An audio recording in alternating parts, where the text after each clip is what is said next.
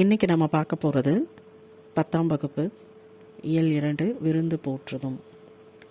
நம்ம வீட்டுக்கு வர விருந்தினரை எப்படியெல்லாம் வரவேற்கணும், அந்த காலத்தில் நம்ம முன்னோர்கள் என்னெல்லாம் பண்ணாங்க அப்படிங்கிறது தான் இந்த பாடத்தில் நம்ம பார்க்க போகிறோம்.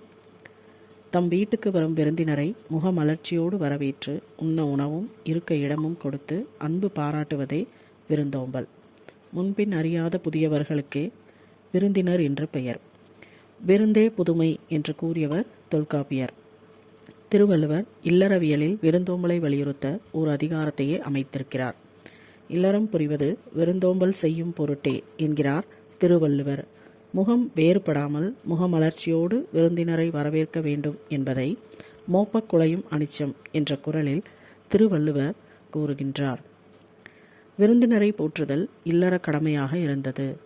தொல்லோர் சிறப்பின் விருந்தெதிர்கோடலும் இழந்த எண்ணெய் என்று சிலப்பதிகாரத்தில் கண்ணகி வருந்துகிறத இளங்கோவடிகள் அழகா சொல்லியிருக்காரு. விருந்தினரை போற்றி பேணல் பழந்தமிழரின் மரபு என்பதை உணர்த்துகிறார் இளங்கோவடிகள்.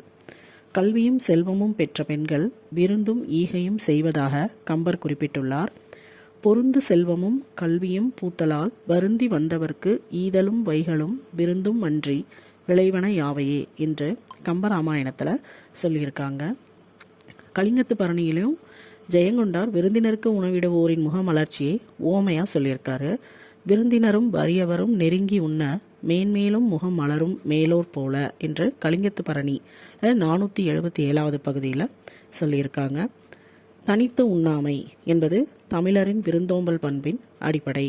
அமிழ்தமே கிடைத்தாலும் தாமே உண்ணாது பிறருக்கும் கொடுப்பர் நல்லோர், அத்தகையோரால் தான் உலகம் நிலைத்திருக்கிறது என்பதை இளம் பெருவழுதி என்பவர் புறநானூறுல 182வது பாடல்ல உண்டால் அம்மை இவ்வுலகம் இந்திரர் அமிழ்தம் இயைவதாயினும் இனிது என தமியர் உண்டலும் இளரே என்று குறிப்பிட்டுள்ளார்.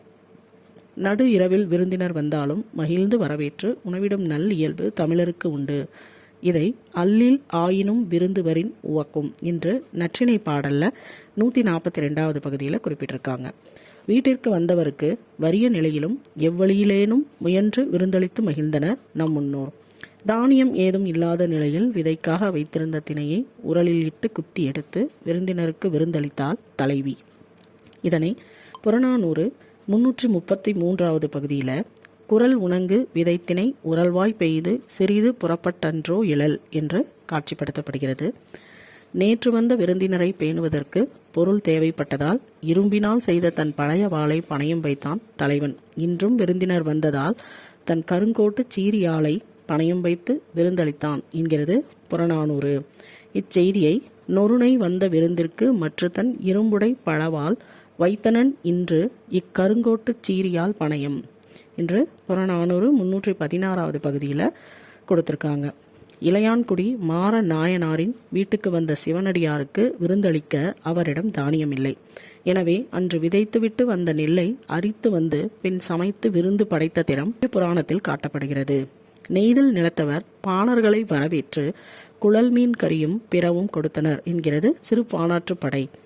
இலையை மடிப்பதற்கு முந்தைய வினாடிக்கு முன்பாக மறுக்க பரிமாறப்பட்ட கூடுதல் இட்லியில் நீண்டு கொண்டிருந்தது பிரியங்களின் நீல் சரடு என்று கூறியவர் அம்சப்பிரியா.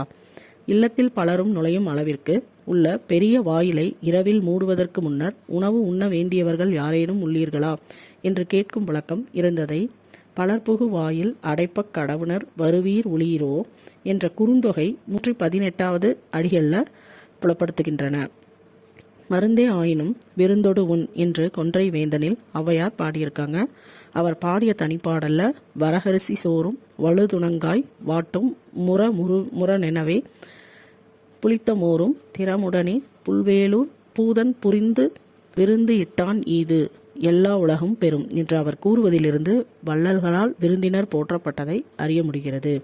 புதியதாக வருவோர் இரவில் தங்குவதற்கு வீட்டின் முன்புறம் திண்ணையும் அதில் தலை வைக்க திண்டும் அமைத்தனர் நம் முன்னோர்கள். தமிழர் பண்பாட்டில் வாழை இலைக்கு தனித்த இடமுண்டு. தலைவாழை இலையில் விருந்தினருக்கு உணவளிப்பது நம் மரமாக கருதப்படுகிறது. தமிழர்கள் உணவு பரிமாறும் முறையை நன்கு அறிந்திருந்தனர். உண்பவரின் இடப்பக்கம் வாழை இலையின் குறுகலான பகுதியும் வலப்பக்கம் இலையின் விரிந்த பகுதியும் வர வேண்டும். ஏனென்றால் வலது கையால் உணவு உண்ணும் பழக்கமுடையவர்கள் நாம். அமெரிக்காவின் மினசோட்டா தமிழ்ச்சங்கம் வாழை இலை விருந்து விழாவை ஆண்டுதோறும் கொண்டாடி வருகின்றது. இட்டதோர் தாமரைப்பூ இதழ் விரித்திருத்தல் போல வட்டமாய் புறாக்கள் கூடி இறையுண்ணும் என்று பாரதிதாசனார் அவருடைய கவிதைகளில் பகிர்ந்துண்ணல் பற்றி பதிவு செய்திருக்கிறார்.